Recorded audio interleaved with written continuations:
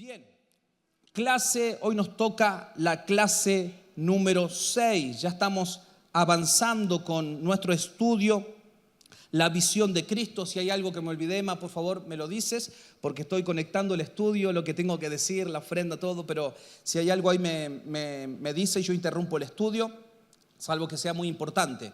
Pero estamos en la clase número 6 de este estudio bíblico. ¿Hasta ahora ha sido de bendición? El miércoles pasado estábamos todos tirados en el piso, no estábamos todos quebrantados porque Dios, es que si estudiamos a Cristo, cuando le ponemos una lupa y empezamos a estudiar todo lo que es Cristo, quedamos asombrados de su grandeza. Y eso se manifiesta a través de los estudios bíblicos también. Así que no se lo pierda, no es que yo venga a una clase, la otra no se lo pierda. No se pierda nada porque el consejo de Dios, el estudio de la palabra nos va a llevar a estimular más nuestro espíritu, a preparar más nuestra vida, a ser cristianos de fruto, cristianos maduros. Y eso es lo que tenemos que tener en cuenta a la hora de estudiar a Cristo. Estamos estudiando el libro de Apocalipsis. Ahí dice, un estudio de Cristo a través de Apocalipsis. Y algunos dicen que Apocalipsis es un libro para ver lo que pasa en el futuro, no sé quién es el anticristo, la bestia, el dragón. Es una película de drama, acción y a veces hasta de terror, Apocalipsis. Pero detrás, si usted quita un poco todo eso, que lo vamos a estudiar obviamente también, Apocalipsis es el libro por excelencia que nos habla de Cristo, ¿sí? Yo me animo a decir eso, los evangelios. El libro de Hebreos, que es tremendo cómo conecta Hebreos con lo que es el Antiguo Testamento, y Apocalipsis tienen una revelación del Cristo glorificado, el Cristo resucitado, el Cristo que está sentado en el trono, como ningún otro libro lo tiene. Entonces, siempre que estudiemos Apocalipsis, y siempre que usted diga, me toca Apocalipsis estudiar en esta temporada, recuerde, lo que más le tiene que hablar Apocalipsis es de Cristo. Por eso el título no se llama el 666. Yo tenía ese título, pero dije, no, lo voy a cambiar. Yo puse la visión de Cristo. ¿Por qué? Porque Juan tiene una visión de Cristo. Juan en su juventud dice que tenía 17, 18 años, era jovencito, vio a Cristo encarnado, siendo un judío más, pero él comprendió en su espíritu que él era el Cristo, el Mesías, y que estaba Dios mismo delante de él, y empezó a escribir en su evangelio acerca del verbo. Y uno dice, Juan dijo, bueno, ya lo conozco todo, soy jovencito acá, pero ya desde el comienzo de mi vida lo conozco todo de Cristo. Y de repente ahora vamos a Apocalipsis y él ya es un anciano, ¿sí? Tenía alrededor de unos 80, 90 años. En una isla de Patmos, ahí por predicar de Cristo, estaba encarcelado ahí. Y ya estaba esperando, no lo dice ahí, pero yo creo que ya estaba esperando la muerte. Ya estaba diciendo, ya mi vida no tiene sentido, ¿para qué voy a estar acá encerrado en una cárcel, en una isla, apartado, exiliado? Y de repente Cristo se aparece mejor de lo que fue el evangelio, en una revelación mucho más grande para lo que es Juan. Y eso nos enseña que nunca tenemos que dejar de buscar de Dios y de conocer de Dios. Cuando creemos que ya conocemos todo, Dios nos da una mayor amplitud de quién es Él. Y esa es la clave de este estudio y de que si siempre estudiamos la palabra. Bien, así que clase 6, pero antes el pastor me dejó una tarea ahí. Él no terminó con todas las iglesias, le faltó algunas de la clase 5. Entonces yo quiero tomarme unos minutos para repasar las iglesias ahí que tuve el privilegio de que el pastor me deje ahí para enseñar. Y después de eso sí, arrancamos con la clase número 6. ¿Bien? ¿Sí? Entonces vamos a dar todo el consejo de Dios y el pastor lo dijo claramente. Estamos dando muy por arriba acerca de las 7 iglesias. ¿Por qué? Porque se viene una semana de consagración, 7 días de ayuno y de oración. Si usted es nuevo, 7 días de ayuno y oración que se pone tremendo, y ahí todos los días compartimos una palabra y vamos a hablar de estas 7 iglesias y cómo Cristo sigue gobernando entre las iglesias. Bien, entonces tiene que ver un poco con eso. Habló de Tiatira ahí, después el pastor se tiró en el piso y oró junto con la iglesia, pero ahora sigue Sardis. Si usted va al capítulo 3 de Apocalipsis, versículo 1 al 6, hablamos de Sardis. El pastor decía ahí, acá lo dice también el estudio, se divide en 6 partes la condición de la iglesia. Una es la descripción de Cristo. Es decir, conecta el capítulo 1, lo que se le revela a Juan, lo conecta con el capítulo 2 y el capítulo 3. Bien, descripción de Cristo. Segundo punto, si no lo anotó ahí, alabanza a la iglesia. Tercer punto, el problema de la iglesia. Cuarto, la solución o el consejo que Dios le da. Quinto, la advertencia, si no hace caso a lo que es el consejo. Y sexto, lo que es la promesa. Eso está prácticamente en las 7 iglesias y así lo podemos sistematizar. Y lo mismo pasa con Sardis, la descripción de Cristo, lo voy a hacer muy rápido esto obviamente, la descripción de Cristo que hace es, tiene los 7 espíritus de Dios. Cuando habla de 7 apocalipsis, habla de plenitud. Creo que el pastor lo dijo eso. Hablamos de algo completo, de algo pleno. Por eso, me voy a adelantar el estudio, pero se los digo, el anticristo ¿qué es? El 666. Pero Dios ¿qué es? El 777. El 6 es incompleto, el 7 es la plenitud, lo completo. Los planes de Dios sí se completan, pero los planes del enemigo nunca terminan de completarse. Ese es el mensaje que podemos destacar de lo que es la marca de la bestia. Me adelanté, pero bueno, un spoiler ahí. Entonces dice, tiene los 7 espíritus de Dios. ¿Qué significa eso? Vamos a verlo hoy también. Es el Espíritu Santo, está hablando del Espíritu Santo.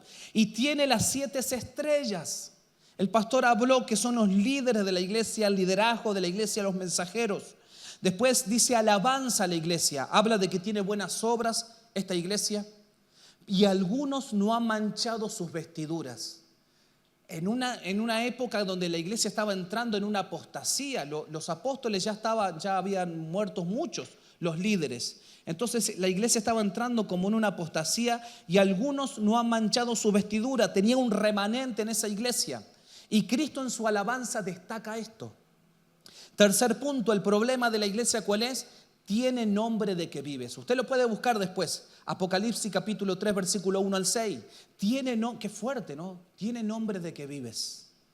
Es decir, cuando hablan de ti en la iglesia eres alguien que está vivo, alguien que está despierto, alguien, no sé, que sirve, que predica, lo que sea. Tienes nombre de que vives, pero estás muerto. Tienes que reconocer tu condición espiritual. ¿Vieron que empieza con una alabanza? Hay buenas obras, hay gente que es un remanente fiel, que no ha manchado su vestidura, pero después pone el problema, ¿sí? Tienes nombre de que vives y estás muerto. ¿Y cuál es la solución o el consejo a todo esto? Sé vigilante. Empieza a vigilar tu vida, empieza a despertarte.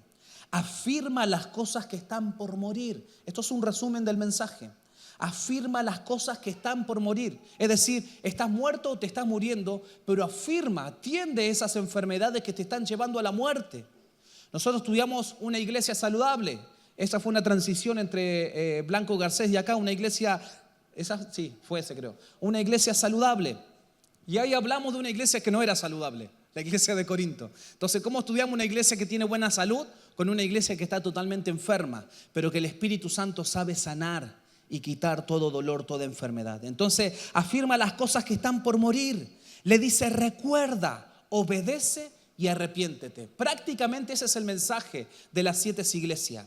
Recuerda, obedece y arrepiéntete. Recuerda que las primeras obras. Recuerda cuando estabas activo, cuando estabas vivo en tu espíritu. Obedece a lo que te estoy diciendo y arrepiéntete, porque yo tengo planes contigo. ¿Y cuál es la advertencia si esta iglesia no recuerda, si esta iglesia no obedece y si esta iglesia no se arrepiente? Los pecadores serán sorprendidos cuando Él venga. Y le está hablando a la iglesia, no le está hablando a la sociedad. La sociedad no espera a Cristo.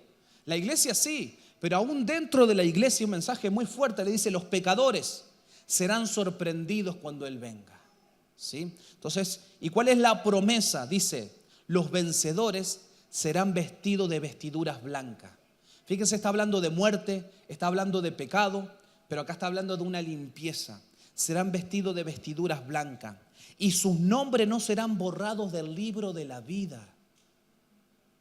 Entonces hay un libro ahí de la vida. Más confesaré su nombre delante de mi Padre. Es decir, no me avergonzaré más de ustedes, sino que ustedes van a ser mi honor, ustedes van a ser mi trofeo, y delante del trono de Dios yo le voy a decir: ellos se arrepintieron, lucharon por su vida espiritual y están más vivos que nunca. Esa es la iglesia de alguna forma en lo que es la condición de Sardis. Entonces fíjense lo que dice acá, los 7 espíritus. ¿Quiénes son los 7 espíritus? El Espíritu Santo, sí, lo dijimos al principio. Entonces está hablando del Espíritu Santo siendo protagonista en esta iglesia. ¿Por qué? Porque el Espíritu Santo es el especialista de santificar a su iglesia.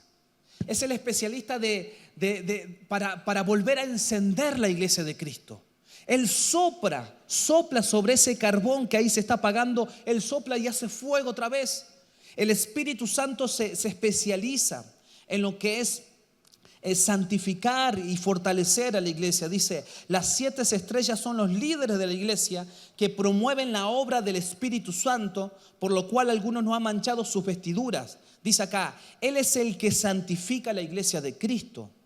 Es el que la lleva al arrepentimiento. Por eso dice, arrepiéntete. Pero pone al Espíritu Santo, que es el que da convicción de pecado para que esa persona se arrepienta. En otras palabras, dale lugar al Espíritu. Y vas a proceder a tu arrepentimiento. Y ahí Dios va a seguir contigo. Yo estoy haciendo mis conclusiones, ¿no? Es el que te lleva al arrepentimiento y el que hace que la iglesia muera las pasiones de este mundo. El problema era que esta iglesia estaba muriendo, pero no para el mundo, sino por el mundo.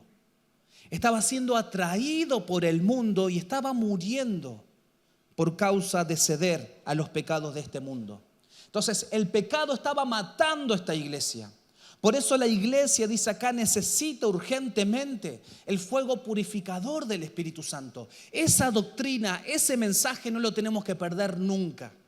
El Espíritu Santo tiene que tomar el control de este lugar.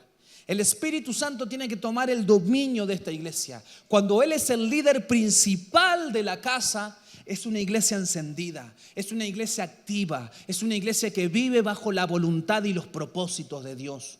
No dejemos a un costado el Espíritu Santo, digámosle, Espíritu Santo, sigue trayendo convicción de pecado a mi vida, sigue sanándome, sigue restaurándome. Yo necesito que tu obra purificadora en mí.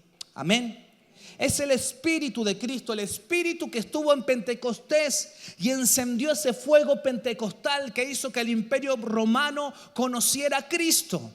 Ese mismo Espíritu le está hablando a esta iglesia y es el Espíritu que está hoy con nosotros, con la iglesia de hoy 2026, llenándonos de su presencia, activando el fuego una vez más. Él no te va a dejar morir.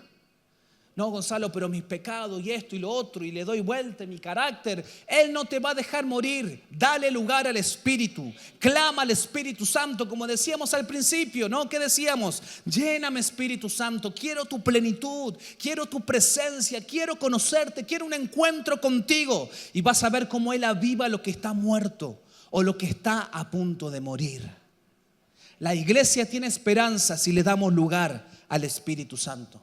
Fíjense qué mensaje fuerte a esta iglesia, pero qué esperanza nos da al presentarnos a los 7 espíritus de Dios, al Espíritu Santo. Bien, segundo, está bueno para hablarlo esto, seguir hablándolo, pero tengo que seguir, si no, no vamos a hablar la clase 6 y esto va a seguir hasta agosto, ¿sí? Apocalipsis es impresionante, podríamos estudiarlo todo el año. Filadelfia es la próxima iglesia y acá el mensaje es un poco más tranqui porque es la única iglesia donde no hay una advertencia en sí así fuerte como las anteriores. Pero escuchen esto, la descripción de Cristo, ¿cuál es? Él es el santo y verdadero. Es decir, había falsos cristos y que está diciendo, Él es el santo y el que posee la llave de David, es el que abre y el que cierra puertas. Qué interesante eso. Esa es la descripción del Cristo de ¿cuándo? De Apocalipsis 1. ¿Y cuál es la alabanza? Buenas obras, muchas obras, qué lindo. Poca fuerza, ¿sí? Guardaron su palabra, soportaron con paciencia. A pesar de que había una gran persecución en ese lugar, guardaron su palabra y soportaron con paciencia. Era una iglesia que estaba resistiendo la persecución.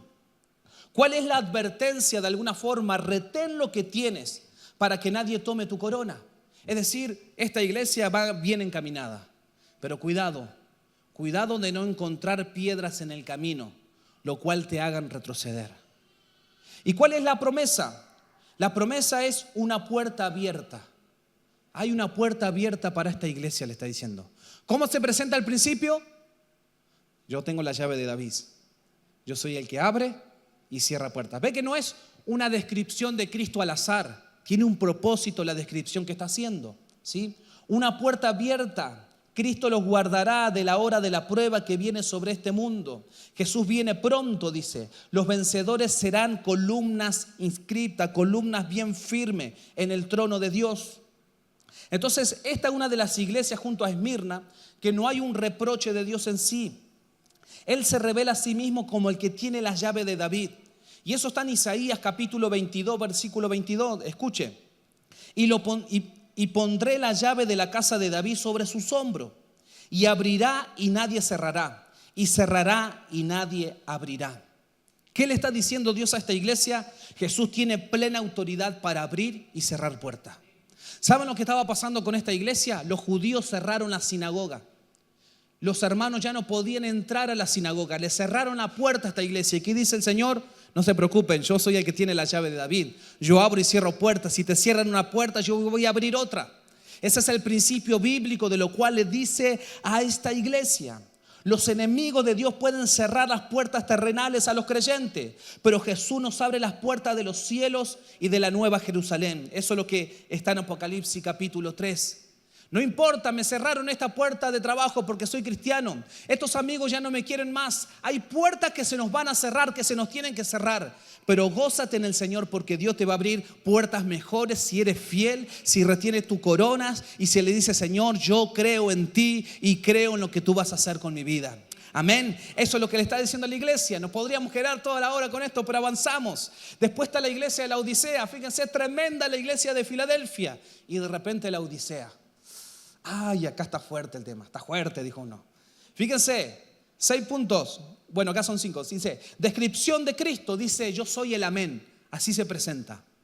Yo soy el sí y el amén. El testigo fiel y verdadero. Hay falsos, pero yo soy el verdadero. El que gobierna la creación de Dios. Problema de... No hay alabanza acá. Sí, acá porque ya la iglesia estaba muy mal. ¿Cuál es el problema de la iglesia? Ni fría ni caliente. Era tibia. Una iglesia tibia tenía un poco de calor y un poco del mundo y un poco de la iglesia. Su confesión no estaba de acuerdo a su condición. ¿Qué confesaban? Que eran ricos. No, esta es la mejor iglesia, que estamos vivos. Acá impresionante todo lo que somos nosotros. Pero Dios dice, yo los conozco. Y ustedes, aunque dicen que están vivos, están muertos. Aunque dicen que son ricos, son pobres. Qué increíble, porque a la de Esmirna le dice al revés. Ustedes son pobres porque por causa de Cristo estaban en pobreza, pero yo soy el que prospero, yo le doy riqueza. Ustedes eran ricos, pero acá es al revés. Ustedes dicen que tienen oro, pero en realidad son pobres. ¿Cuál es el consejo, la solución? Compra de Cristo oro, compra vestidura y compra colirio para tus ojos, para que abra los ojos y te des cuenta en la condición en la que está. Sé sincera. Reconoce tu pecado y arrepiéntete. Otra vez esta palabra. Yo quiero que te arrepientas, pero debes ser sincero conmigo.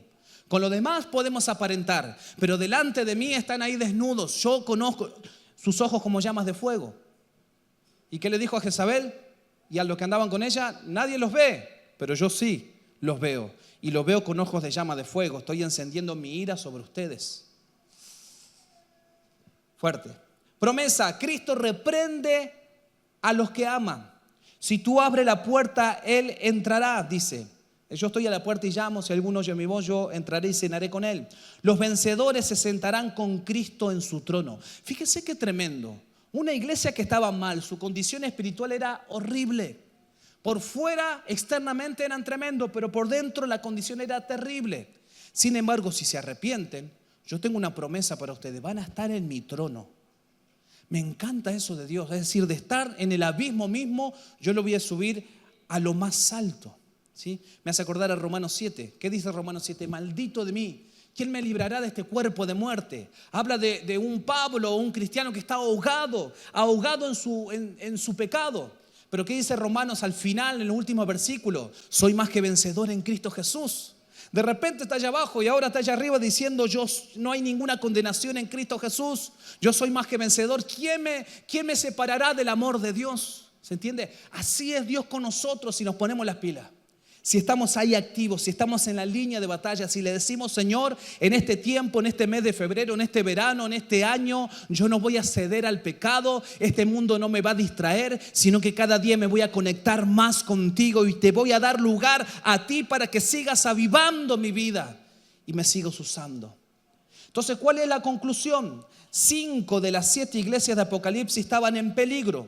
Si no cambiaban, Cristo se convertiría en su enemigo. Hasta ahora son mi amigo, pero se van a convertir en mis enemigos. En vez de ser Salvador, Jesús advirtió a Éfeso que quitará su candelero de su lugar si no se arrepentía. A Pérgamo le dijo que pelearía contra ella con la espada de su boca si no cambiaba. Después le advirtió a Tiatira, dice, de sufrimiento severo si no dejaban de seguir a Jezabel. Yo soy paciente hasta un cierto tiempo. Le advirtió a Sardis que vendría como ladrón en la noche y los juzgaría si no se despertaban. Y le advirtió a la Odisea, dice ahí, que los vomitaría de su boca si no se arrepentía. Entonces es muy lindo Apocalipsis capítulo 1, la revelación de Cristo, tremendo. Todos queremos que Dios se nos revele mucho más, pero tenemos que seguir nuestra vida conforme a esa revelación. Dios tiene que despertar temor santo hacia Él. Y en ese temor santo nos acercamos, como decíamos en el nivel 1 de la escuela para servicio, con temor santo nos acercamos y ahí somos santificados y ahí lo adoramos en medio de ese temor, ¿sí? Entonces es una advertencia fuerte a la iglesia que vamos a profundizar en todo lo que es la semana de consagración. Así que prepárese, porque es un mensaje fuerte, pero también hay una esperanza muy prometedora para la iglesia. Bien, ahí terminé con mi tarea en 20 minutos y ahora tengo que dar esta clase que me toma 1 hora y media más o menos. No, voy a tratar de resumirla, pero vamos a la clase ahora sí. Vamos a la clase número 6. Disculpe que le dé esta dinámica, si no, no voy a llegar con todo el consejo del Señor. Pero la clase 6 es tremenda esta clase. Podríamos irnos a la casa tranquilamente porque ya la cantamos a la clase. Dice, el trono en el cielo. Podríamos hacer un estudio, ojalá, Señor, danos sabiduría para hacer un estudio solamente del trono de Dios. El trono en el cielo. Fíjese lo que pasa, Apocalipsis, capítulo 1, versículo 19. Le dice esto a Juan: escribe las cosas que has visto. ¿Qué hablas eso? Del pasado, las cosas que son, presente, y las cosas que han de ser después de esta. Entonces, Apocalipsis capítulo 1 nos habla de las cosas que has visto, ¿sí? Esa revelación. Apocalipsis capítulo 2 y 3 nos habla de las cosas que son, la realidad presente de la iglesia. Pero Apocalipsis, ahí capítulo 3, nos hablan de las cosas que van a suceder después de estas. Entonces, a partir del capítulo 4 ya entramos en otro tema. ¿Cuál es el tema? Hasta ahora estudiamos Cristo entre las iglesias. Pero ahora vamos a estudiar a Cristo juzgando al mundo. Él tiene la autoridad para juzgar al mundo. Y eso es parte de la semana de consagración también, pero de la otra. Va a estar tremendo este año todo lo que vamos a aprender, ¿sí? Entonces, esto es algo muy por arriba, después vamos a profundizar un poco más. Pero ahora vamos a hablar de las cosas que van a suceder después de estas cosas que te estoy mostrando, Juan. Por eso Apocalipsis capítulo 4, versículo 1, dice, sube acá. Acá experimenta como un arrebatamiento Juan. Sube acá, porque nadie puede subir solo al cielo, Dios lo puede hacer subir. Sube acá y yo te mostraré las cosas que sucederán después de esta. Entonces, a partir de la clase 6 hasta la última clase que vamos a tener, vamos a ver las cosas que sucederán después de esta.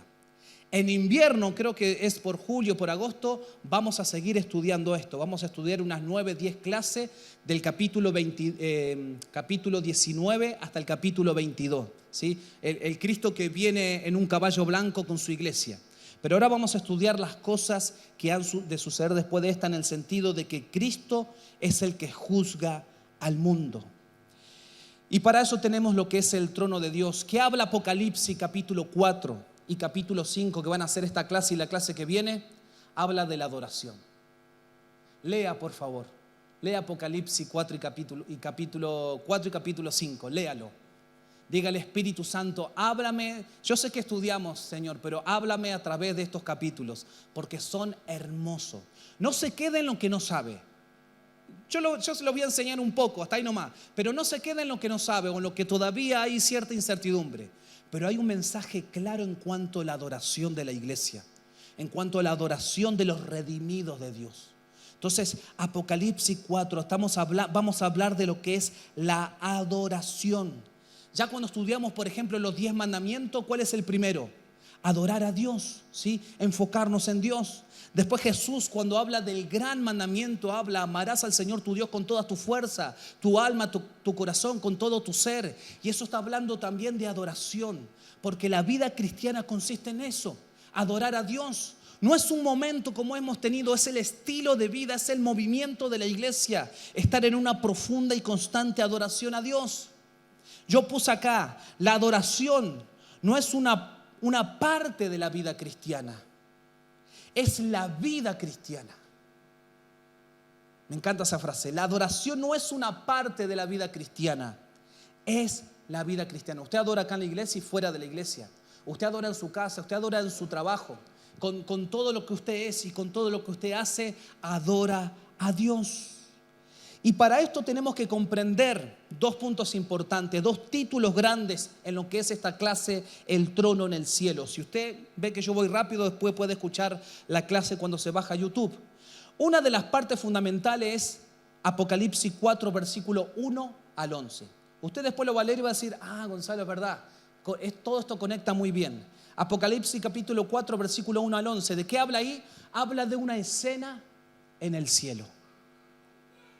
De repente Juan deja de ver las iglesias, le dice, sube acá, aparece en el cielo ahí y ve toda una escena en el cielo. Y ahí empieza lo tremendo de este libro, o continúa lo mejor, ¿no?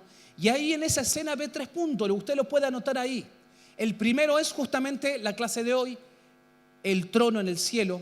Ve un trono misterioso, increíble, salen relámpagos, fuego, salen muchas cosas. El trono de Dios, versículo 2 al 3. Después ve a 24 ancianos, ¿sí? Eso está en el versículo 4. Y después dice los 4 seres vivientes. Gonzalo, ya entramos acá a lo raro de todo esto, ¿no? Pero bueno, vamos a tratar de explicarlo un poco, ¿sí? Los 4 seres vivientes del versículo 6 al 8, ¿sí? Esto nos va a acompañar todo Apocalipsis, pero en esos 3 puntos se reduce la escena que Juan intenta, yo digo, pobre Juan, él intenta comprender cosas que todavía traspasan lo que es este tiempo y esta dimensión en la que estamos. Entonces, y vamos a estudiar en esta clase eso, el trono en el cielo, los 24 ancianos y esos 4 seres vivientes.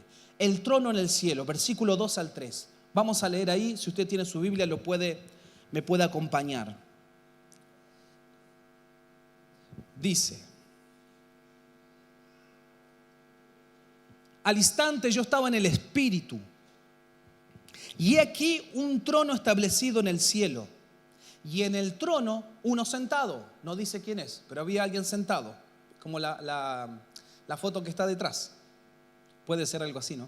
Y el aspecto del que estaba sentado era semejante a piedra de jaspe y de cornalina, ¿sí? Hay toda una simbología ahí, eso no lo vamos a ver. Y había alrededor del trono un arco iris, ¿sí? Que habla obviamente de Noé, el pacto de Dios con Noé y con la generación, semejante en aspecto a la esmeralda.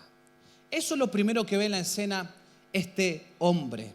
Y fíjese qué interesante, estamos estudiando el trono en el cielo. Lo primero que tenemos que comprender es esto. La palabra trono, como les decía, aparece 50 veces en el Nuevo Testamento.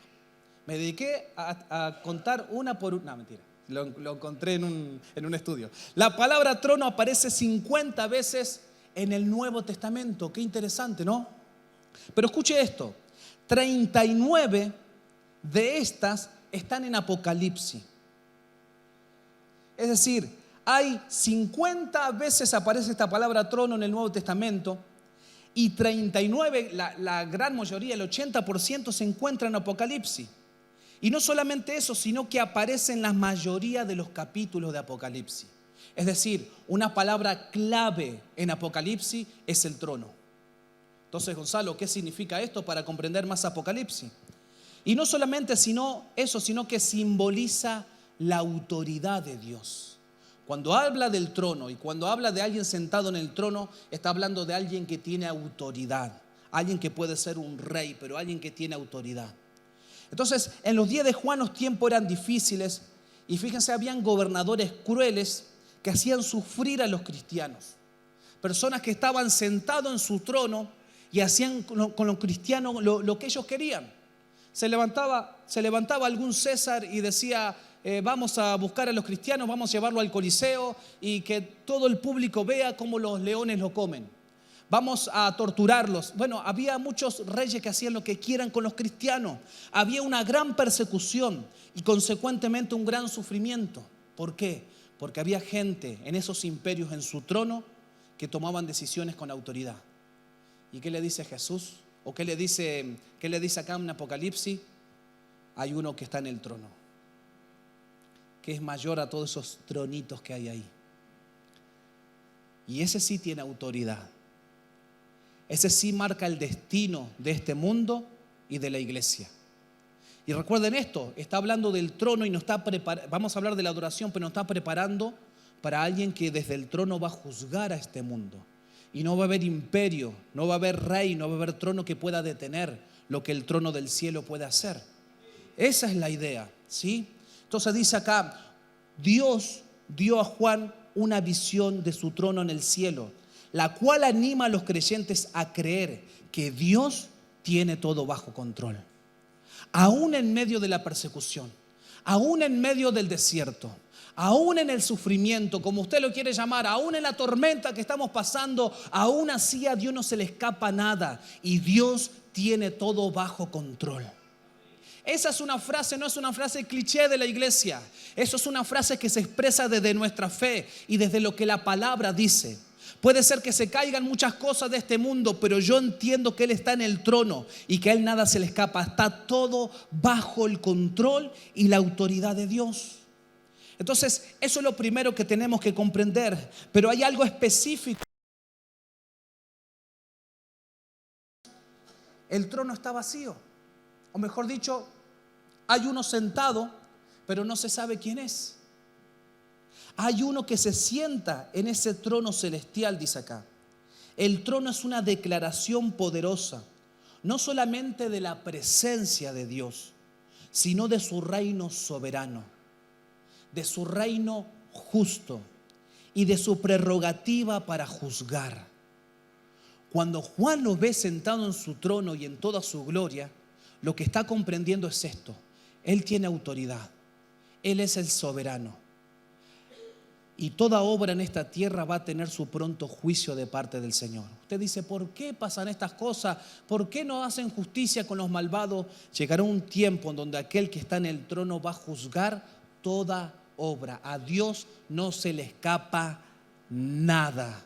Todos vamos a pasar por el trono de Dios, por el tribunal de Cristo de alguna forma. Y ese que está en el trono está para juzgar.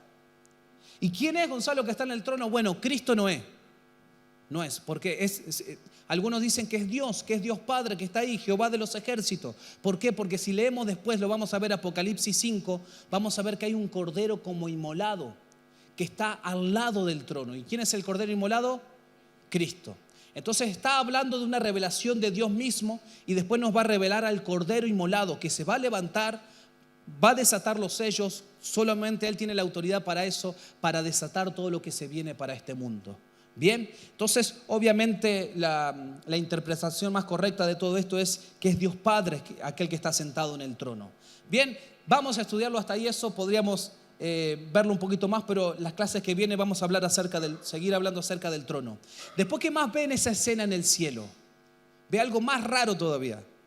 Ve 24 ancianos. Fíjense el versículo 4, Apocalipsis 4, versículo 4. Alrededor del trono había 24 tronos. Y vi sentado en los tronos a 24 ancianos. Si el trono es autoridad, nos habla de que esos tronos que están al lado del trono principal, está hablando también de autoridad. Y también que tiene capacidad para juzgar. Bien. Y vi sentado en los tronos a 24 ancianos. Escuchen la característica: vestidos de ropas blancas, con coronas de oro en su cabeza. Y esto es muy, muy, muy intrigante y muy interesante. ¿Quiénes son estos 24 ancianos? Antes de describir quiénes son, o lo que considero yo, quiénes son estos 24 ancianos, es importante comprender que los 24 ancianos tienen un protagonismo muy grande en todo Apocalipsis. No aparece solamente en Apocalipsis 4. En todos los sucesos que nosotros vamos a ver hasta el capítulo 22 o en ese lapso de capítulos, los 24 ancianos tienen un protagonismo. Aparecen en escenas también. Fíjense esto, Apocalipsis menciona a los 24 ancianos 12 veces en Apocalipsis. 12 veces, por ejemplo, el versículo 4 es el que leímos. En el versículo 10 del capítulo 4 también dice que se postran delante del que está sentado en el trono.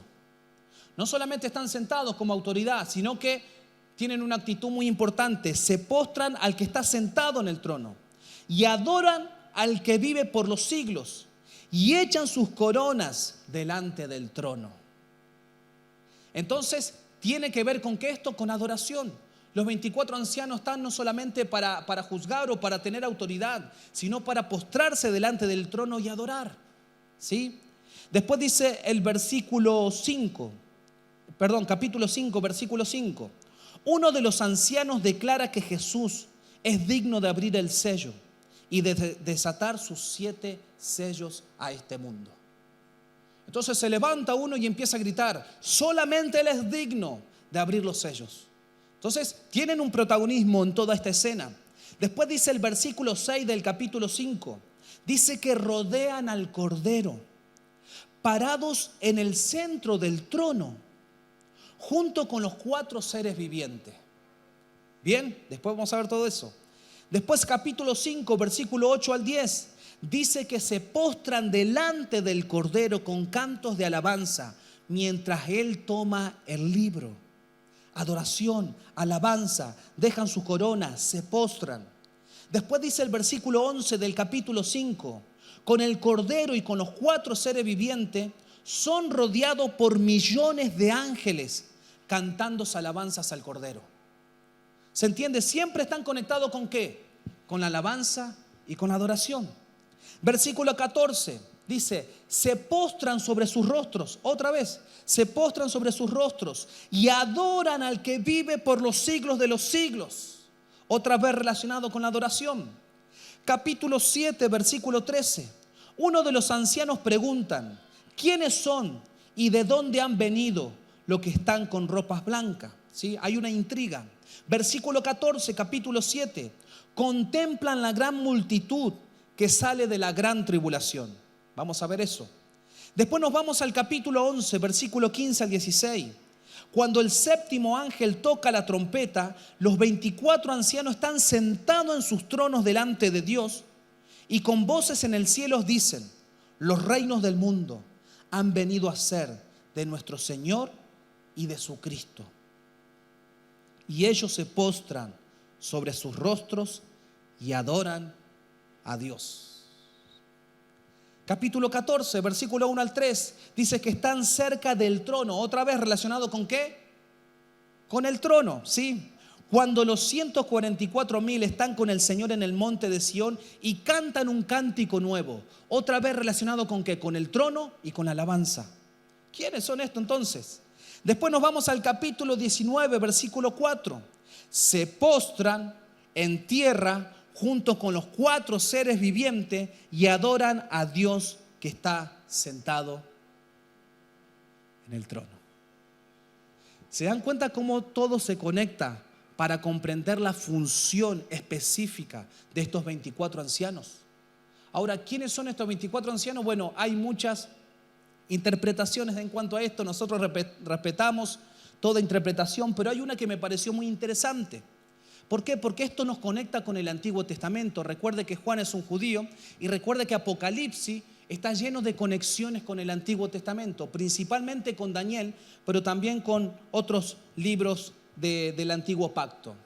Y una interpretación dice, muy interesante, dice que estos 24 ancianos probablemente representen a todos los redimidos.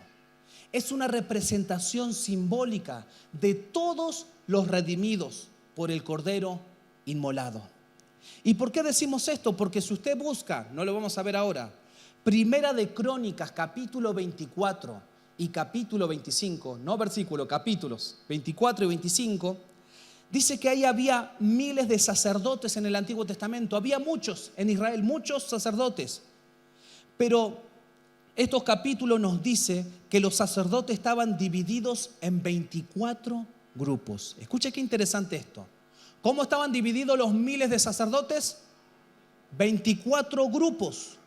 Y un sacerdote representaba a cada uno de ellos. El sacerdote representaba a cada grupo. Entonces los 24 sacerdotes representaban el cuerpo completo de sacerdotes. Usted veía a esos 24 sacerdotes y decía, ellos representan a los miles de sacerdotes que hay en Israel. Entonces es posible que estos 24 ancianos representen a todos los sacerdotes de Dios. ¿Vamos hasta ahí? ¿Me sigue? ¿Sí? ¿O vuelvo? Explico otra vez. Vamos. Yo sé que puede ser complicado.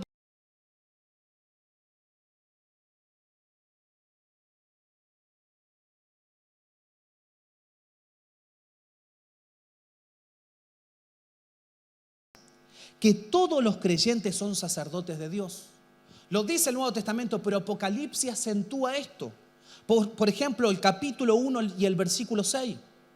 Capítulo 5, versículo 10. Capítulo 20, versículo 6. No los voy a leer. Pero eso nos dice que nosotros somos sacerdotes para Dios. Entonces, por lo tanto, los 24 ancianos representan a todo el pueblo de Dios, la gran compañía de los redimidos.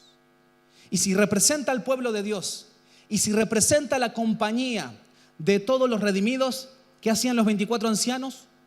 Estaban delante del trono. Tenían autoridad, pero dejaban sus coronas a los pies del que estaba en el trono y postrados adoraban al Cordero y al que estaba en el trono. ¿Eso de qué nos habla? De un pueblo redimido que nació y fue salvo. ¿Para qué? Para adorar a Dios. Eternamente vamos a estar adorando a Dios. Entonces representa a todo el pueblo de Dios y a todos los redimidos. ¿Por qué? Porque 24 sacerdotes en el Antiguo Testamento representaban a los miles de sacerdotes. Entonces estos 24 ancianos representan a la iglesia y a aquellos redimidos del Antiguo Testamento que vamos a estar eternamente adorando delante del trono de Dios. Dígame, por favor, eso es tremendo. Vamos todavía, eso, los desperté. Se me asustó uno ahí, perdón. Me salió el argentino dentro, bien. Entonces, qué tremendo, eternamente delante del trono. Usted va a decir, pero yo lo leí, en la tierra lo leí, pero ahora estoy delante del trono, delante de la gloria de Dios. ¿Y qué vamos a hacer? Adorar por siempre a aquel que es santo, aquel que es digno y aquel que reina por los siglos de los siglos. Amén, qué lindo esto. Pero hay algo más interesante. ¿Por qué? Porque nos dice la Biblia que 12 de esos ancianos, esto es una interpretación muy interesante, 12 de los ancianos pueden representar a los del Antiguo Testamento y 12 de los otros ancianos pueden representar a los creyentes del Nuevo Testamento. Es decir, estamos dividiendo el grupo 12 y 12. Qué interesante, 12 tribus, 12 apóstoles, 24 número de gobierno, trono, ¿sí? Vamos hasta ahí. Entonces, y qué interesante que Apocalipsis 21, capítulo 12 al 14, dice que los nombres de las 12 tribus de Israel están escritas en las puertas de la Nueva Jerusalén. Vamos a ver eso mucho más adelante. Y que los nombres de los 12 apóstoles están sobre los 12 cimientos de la ciudad santa. Por lo tanto, los 24 ancianos puede que represente a todos aquellos que Dios ha redimido bajo los dos pactos. Entonces, representa a la iglesia y a los redimidos del Antiguo Testamento. ¿Vamos hasta ahí? Bien, el trono en el cielo, los 24 ancianos, y acá se pone más complicada la cosa. los 4 seres vivientes. Apocalipsis capítulo 4, versículos 6 al 8, nos muestra 4 seres vivientes que están delante del trono. ¿Sí? Qué interesante es esto. Apocalipsis menciona que estos 4 seres vivientes aparecen 13 veces en la Biblia. Es decir, otra vez, no solamente los 24 ancianos, sino que estos seres acompañan todo el desenlace de lo que van a pasar en los próximos capítulos. Se los quiero leer. Versículo 6, capítulo 4, versículo 6. Dice que rodean el trono de Dios, cubierto de ojos por delante y por detrás. ¿Sí? Tranquilo, ya vamos a ver eso, vamos a tratar de interpretar eso. El versículo 7 dice, el primer ser viviente era semejante a un león. El segundo era semejante a un becerro. El tercero tenía rostro como de hombre. Y el cuarto era semejante a un águila que estaba volando. ¿Sí? Esos eran los 4 seres vivientes raros que aparecían ahí. Versículo 8 del capítulo 4. Cada ser viviente tiene 6 alas y están cubiertos de ojos aún debajo de sus alas. Qué interesante que Isaías ve querubines con 6 alas cubriéndose. ¿Sí? Ni hablar Ezequiel, que vio cosas muy interesantes en cuanto a esto. Pero si entramos ahí no nos vamos más. ¿Sí? Capítulo 5, versículo 6, escuchen lo que dice acá. Juntamente con los 24 ancianos, rodean al Cordero que está en pie delante del trono. Versículo 8 al 14 dice, cada uno tiene un arpa y una copa de oro llena de incienso. Cantan y se postran delante del Cordero diciendo amén, mientras están rodeados por multitudes de ángeles. ¿Bien? Si usted no entiende algo, no se preocupe, tranquilo, le vamos a dar un sentido a esto. Capítulo 6, versículo 1 al 2 dice, el primer ser viviente muestra el jinete y el caballo blanco del primer sello. Ya ahí tienen un protagonismo ¿en qué? En lo que es juzgar al mundo. ¿Sí?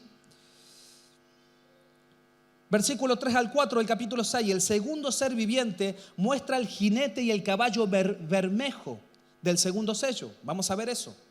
Versículo 5 del capítulo 6 dice, el tercer ser viviente muestra el jinete y el caballo negro del tercer sello. Versículo 7 al 8 del capítulo 6, el cuarto ser viviente muestra el jinete y el caballo amarillo del cuarto sello.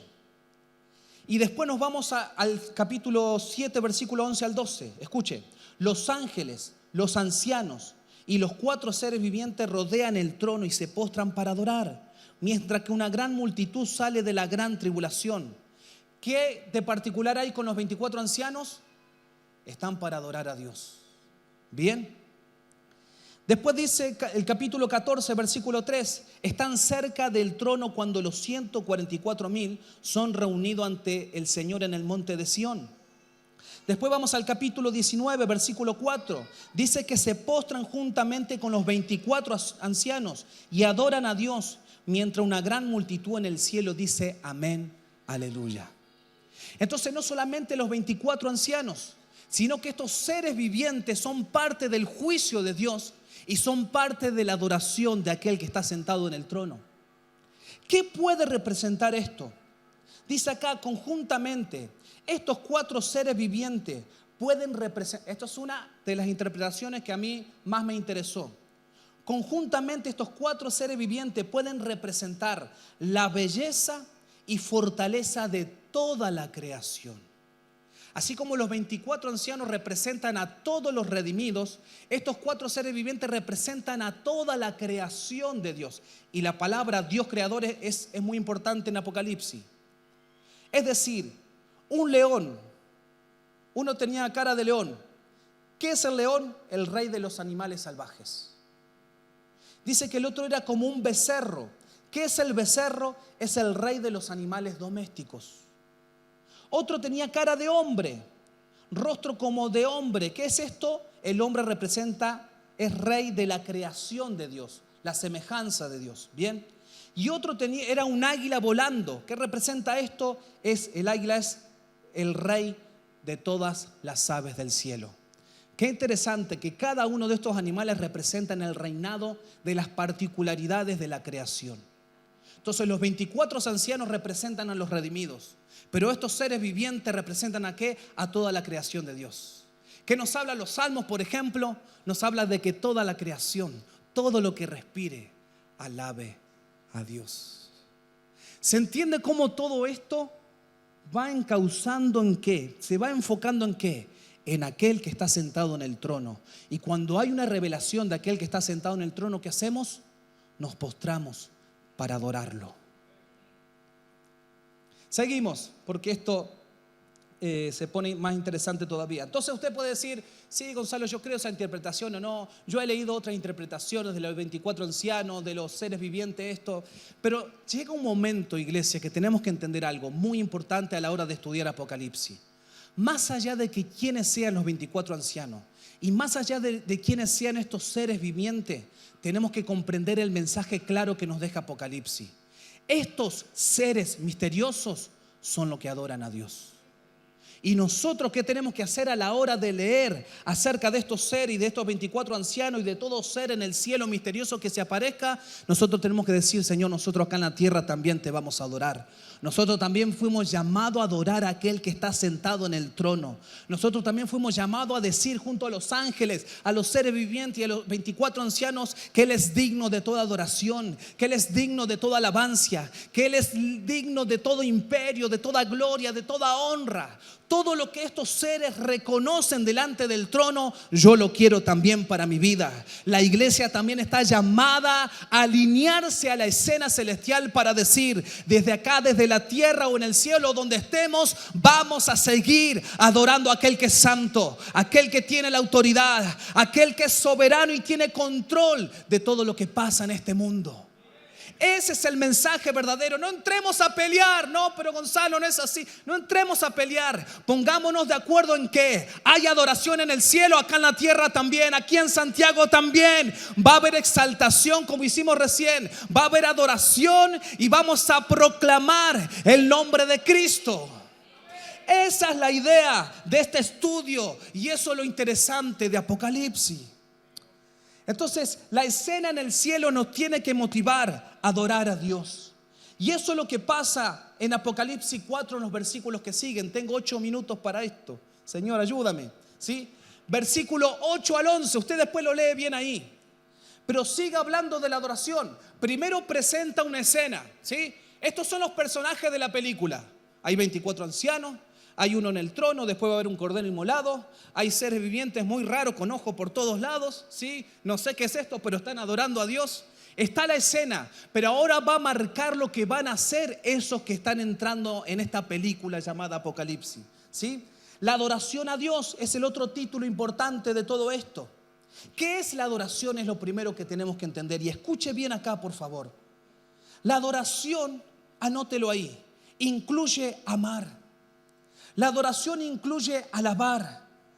La adoración incluye admirar al que está en el trono. La adoración incluye honrar a Dios.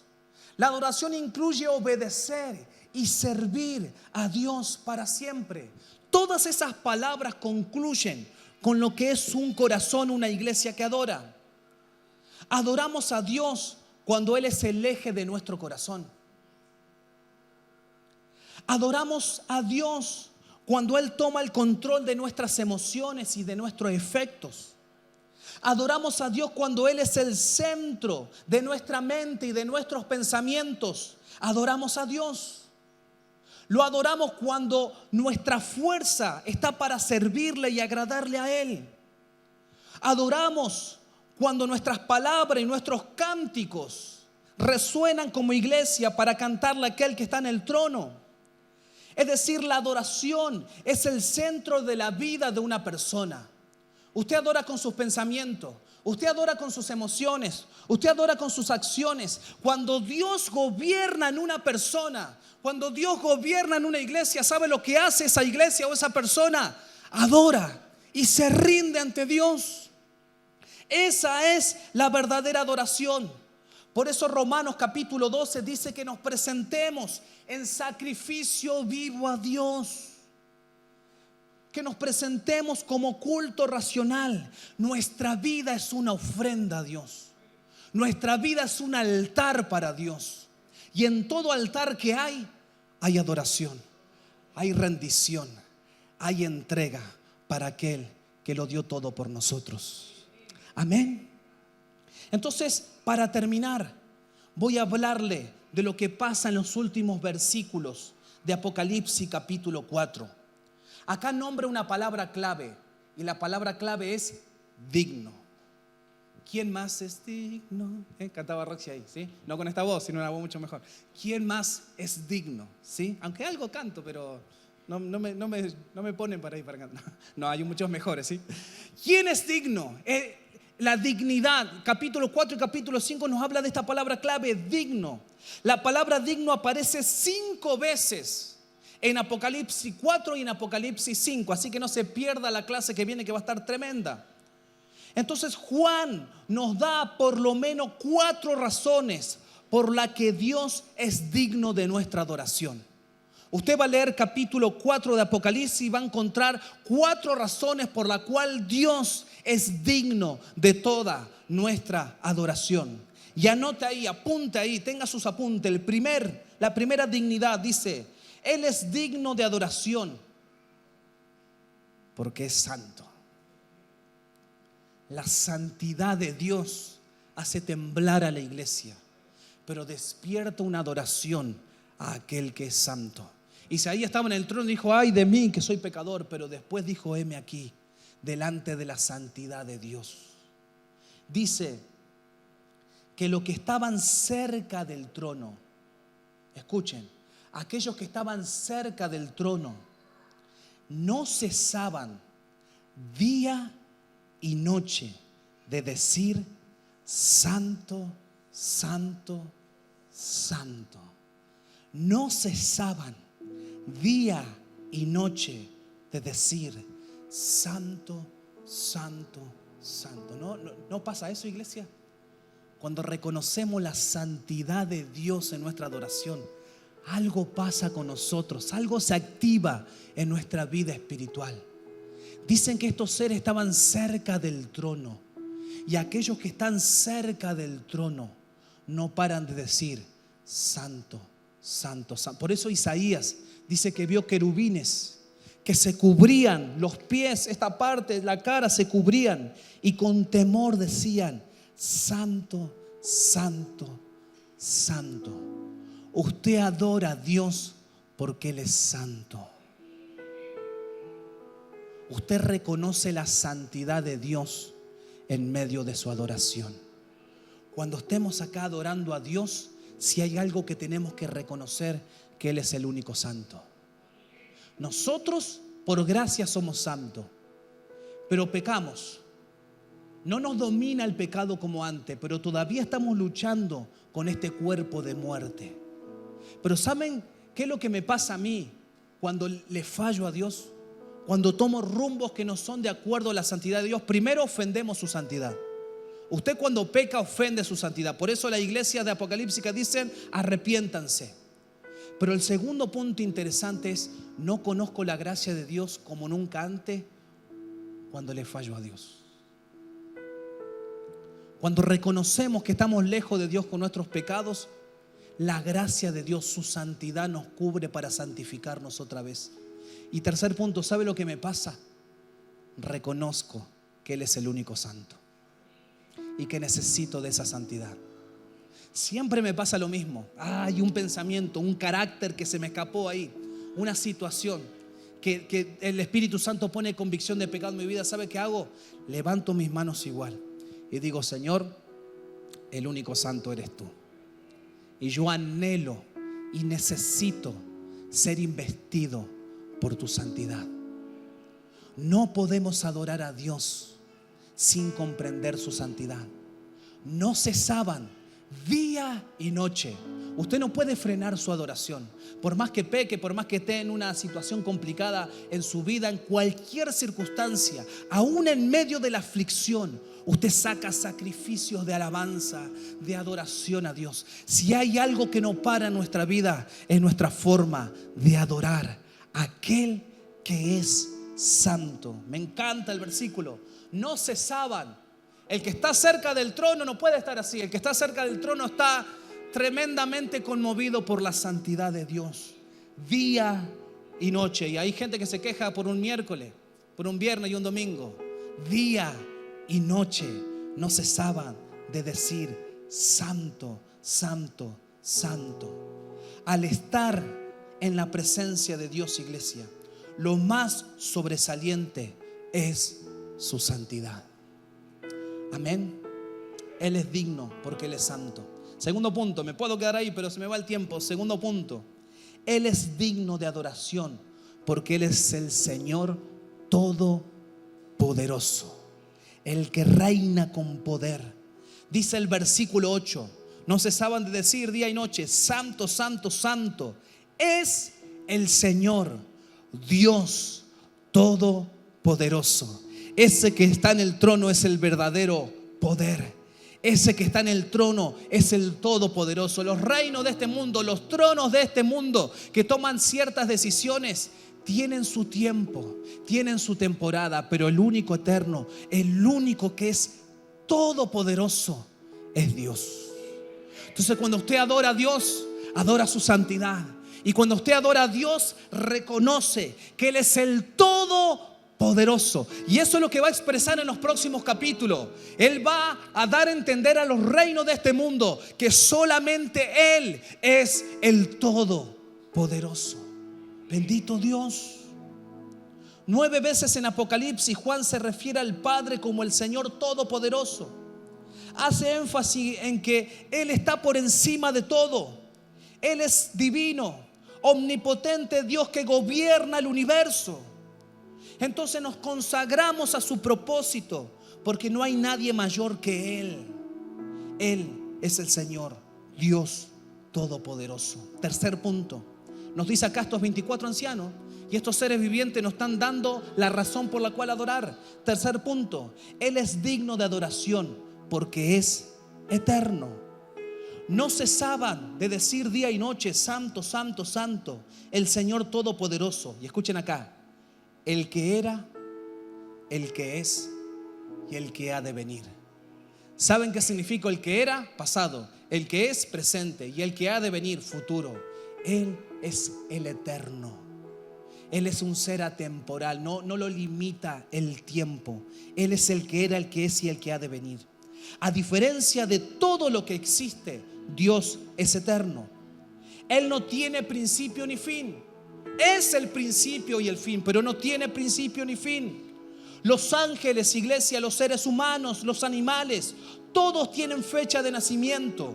El sol, la luna, las estrellas tuvieron su comienzo, pero Dios es único. Los 4 seres vivientes clamaban: tú eres el todopoderoso, tú eres el único Dios eterno, tú eres el único que era, el único que es y el único que ha de venir. Eres el Dios eterno. Cuarto punto y último, no solamente es el eterno, no solamente es el todopoderoso, no solamente es el santo, santo, santo, de acuerdo a la actitud de los 24 ancianos y de los seres vivientes, sino que Él es digno de adoración porque es el creador de todas las cosas.